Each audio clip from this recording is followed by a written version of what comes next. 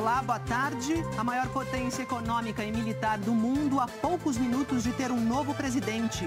Joe Biden vai tomar posse agora no começo da tarde, numa cerimônia histórica nos Estados Unidos. Donald Trump deixou a Casa Branca de manhã e seguiu para a casa dele em Mar-a-Lago, no estado da Flórida. O JH traz a cobertura completa da posse, os desafios deixados para o novo governo e a análise de como fica a relação entre Brasil e Estados Unidos a partir de agora. E ainda, a crise de oxigênio em Manaus. Parentes se aglomeram na tentativa de encher cilindros para doentes que estão em casa. A Secretaria de Saúde do Amazonas ainda está definindo quais hospitais vão receber a doação que chegou da Venezuela. Pacientes de uma cidade do interior do Pará também começaram a ser transferidos para outros estados por falta de oxigênio. Uma explosão no centro de Madrid causou a morte de 2 pessoas. A suspeita é de vazamento de gás. E o Japão enfrenta um inverno gelado e com muita neve. O Jornal Hoje está começando.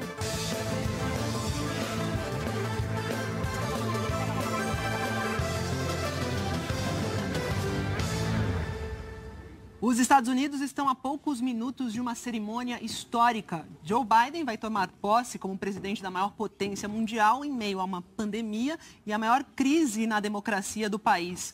A correspondente Raquel Carrembu está acompanhando a posse. E olha só, a Raquel é a única jornalista estrangeira a cobrir a posse no seleto grupo de jornalistas que vai ficar bem perto de Biden.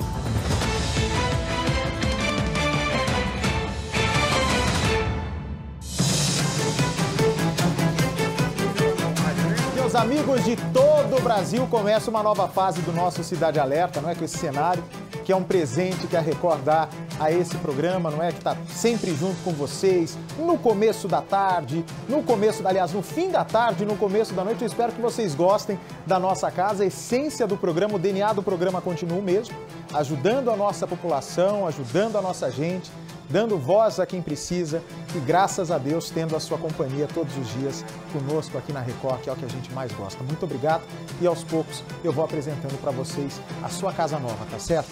Olha, eu já começo o programa de hoje, é difícil. Confesso a você de casa que é difícil de acreditar.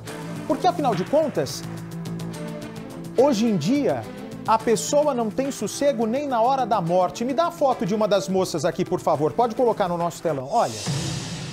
É um grupo de rede social. Estamos de volta com o Brasil, gente. Para você, olha, eu já tive grandes parceiros na televisão, mas igual a Kátia, acho que nunca, viu? Eu tava te dublando, olha aqui, viu? Não, eu não vi você me dublar, mas você esperou um tempão aí, depois de trabalhar o dia inteiro esperou o comercial, que é um comercial grande, graças a Deus. E vocês têm que gravar, estou me avisando que vocês têm que gravar. Não, mas eu não tenho pressa. Não, mas é impressionante, você é gente boa demais, viu? Não, eu gosto muito de você. Não, mas eu não devia ter feito isso, devia ter dado comercial antes. Não. Sabe que se eu não pudesse, eu te falaria.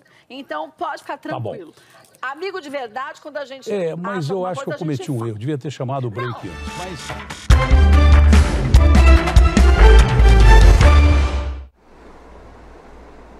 No ar, Alerta Nacional. Boa noite, humanos.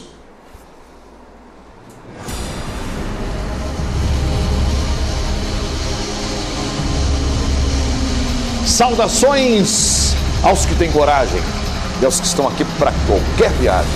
E aconteça o que acontecer, a vida tem que continuar. Olá, humanos, boa noite.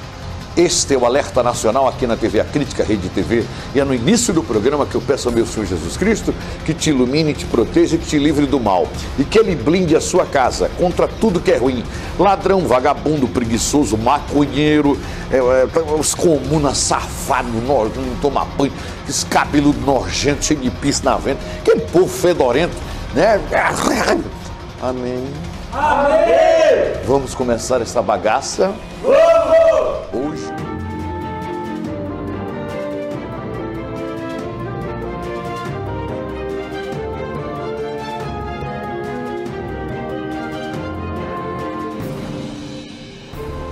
Olá, boa tarde. Boa tarde.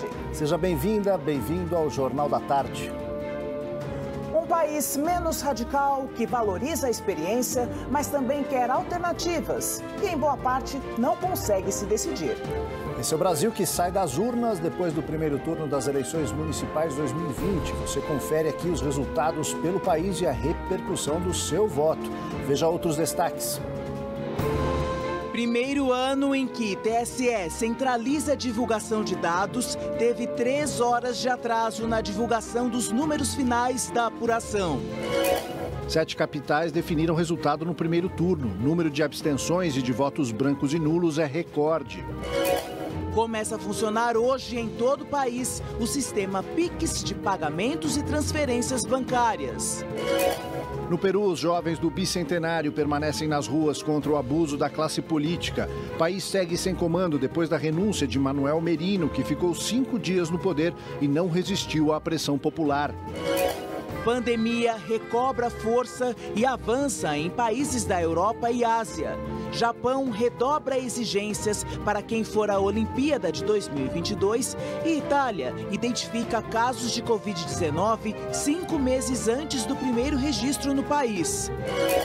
Na entrevista de hoje, como se cuidar das fraudes eletrônicas, com o aumento do uso de meios remotos de acesso e pagamento durante a pandemia. O domingo de eleição foi de tranquilidade na maioria dos locais de votação e de atraso na divulgação dos resultados.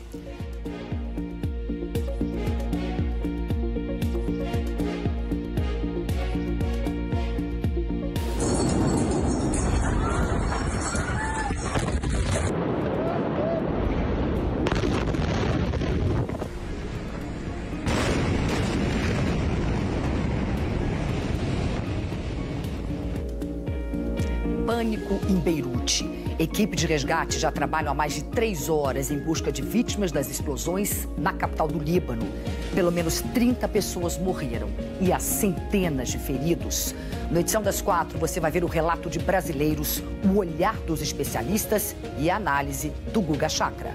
O presidente do Líbano, Michel Aoun, de origem cristã maronita, convocou uma reunião do Conselho Superior de Defesa. O Hezbollah, que é aliado do presidente Michel Aoun, mas que é xiita e apoiado pelo Irã, negou qualquer envolvimento com a explosão.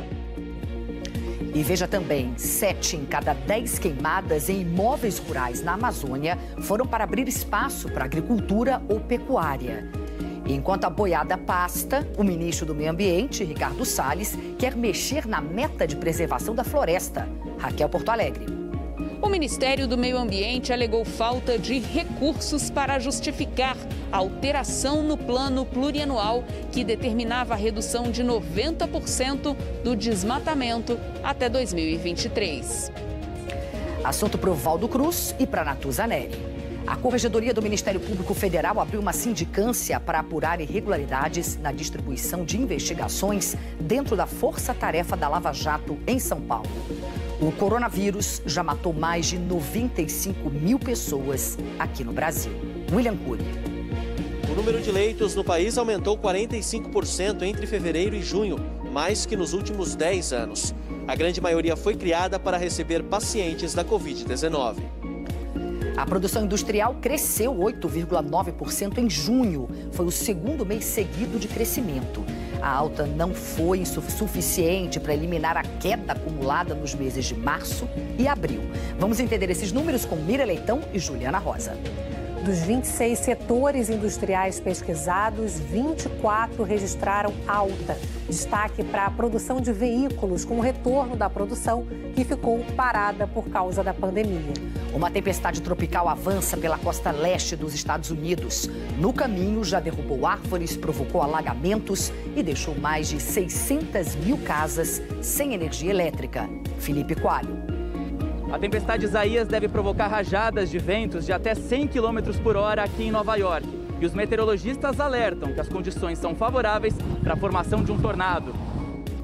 Essas e muitas outras notícias aqui no Jornal da Globo News, edição das 4, logo depois de um intervalo bem rapidinho.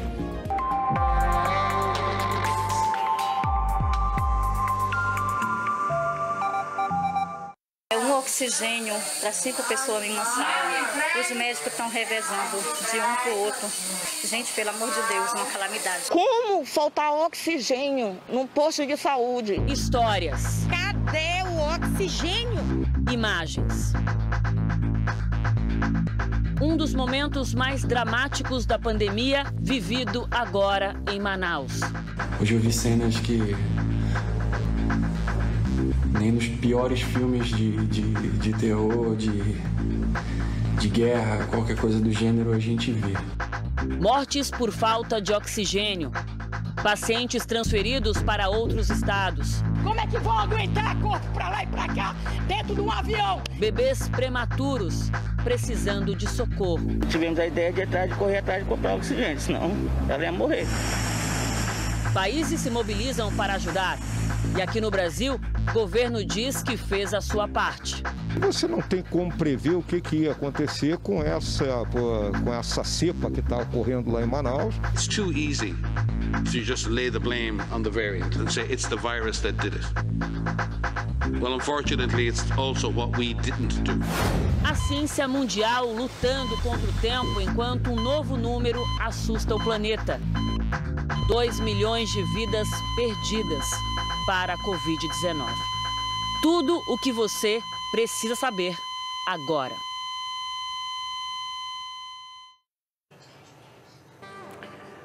Muito boa noite a todos em mais um dia muito difícil da nossa cobertura. Eu sou a Aline Midley. Vamos juntos nas próximas 2 horas aqui na edição das 6.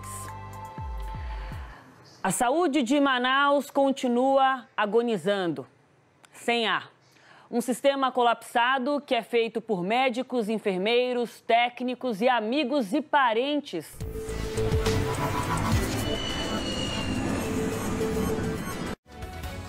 Dados do novo Cadastro Geral de Desempregados mostram que em junho o mercado formal de trabalho no Brasil apresentou melhora em relação a maio.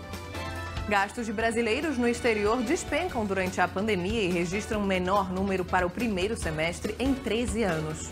Mais de 800 mil pedidos do auxílio emergencial são aprovados pela Caixa depois da contestação feita por cidadãos que têm direito ao benefício. Sindicato dos Metroviários suspende paralisação que estava prevista para hoje em São Paulo e provoca confusão por causa da demora na reabertura das estações. Presidente do Supremo, Dias Toffoli, obriga a formação de nova comissão para conduzir processo de impeachment do governador do Rio de Janeiro, Wilson Witzel. Temor de contágio do coronavírus prejudica a maior festa alemã do Brasil. Prefeitura de Blumenau cancela pela primeira vez na história a Oktoberfest. Mais vacinas contra a Covid vão ser testadas no Brasil. O governo do Paraná fecha parceria com a China e também negocia com a Rússia.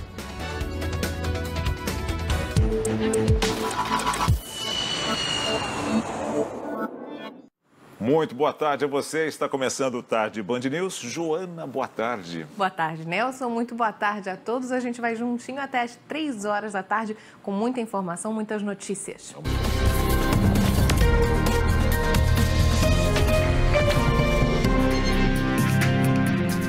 Olá, muito boa tarde. O Visão CNN está no ar e na expectativa pelo início da vacinação contra a Covid em todo o Brasil. O ministro da Saúde, Eduardo Pazuello, cedeu à pressão de governadores e já confirmou a imunização começa hoje. Ontem, São Paulo já deu o pontapé inicial. A primeira pessoa a ser vacinada em território brasileiro é a Mônica Calazans, uma enfermeira negra que trabalha na linha de frente do combate ao coronavírus. Quer saber quando a vacina chega na sua região, na sua cidade, no seu município? Hoje, aqui no Visão, você vai ter essas e outras respostas. A nossa equipe vai trazer os detalhes agora para você. No estado de São Paulo, 200 cidades vão receber a Coronavac. Roberta Russo, boa tarde.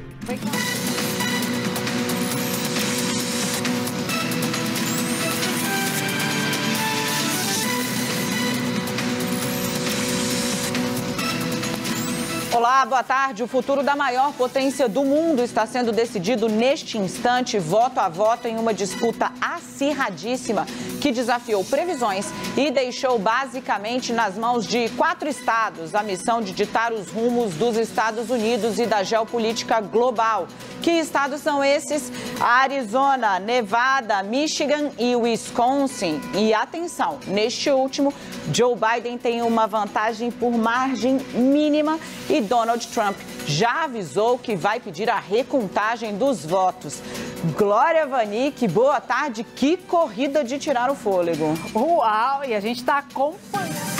São 6 horas na Avenida Paulista. Boa noite. Começa o horário nobre da informação. Veja os destaques. Suspensão dos testes da vacina Coronavac esquenta os ânimos nesta terça-feira. A Anvisa diz que a decisão foi técnica e que o Instituto Butantan passou informações incompletas sobre a morte do voluntário. O governo paulista reagiu e disse que o voluntário morreu por evento adverso grave registrado como suicídio no boletim de ocorrência. Nas redes sociais, o presidente Bolsonaro diz que ganhou mais uma. Parlamentares querem que o presidente da Anvisa e o Instituto Butantan sejam convocados para dar explicações.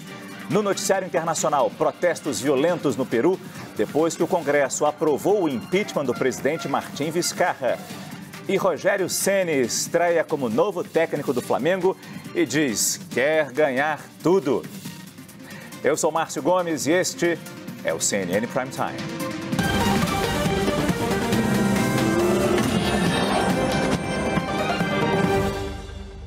O governo de São Paulo reagiu à suspensão dos testes da fase 3 da Coronavac, que foi determinada ontem pela Anvisa.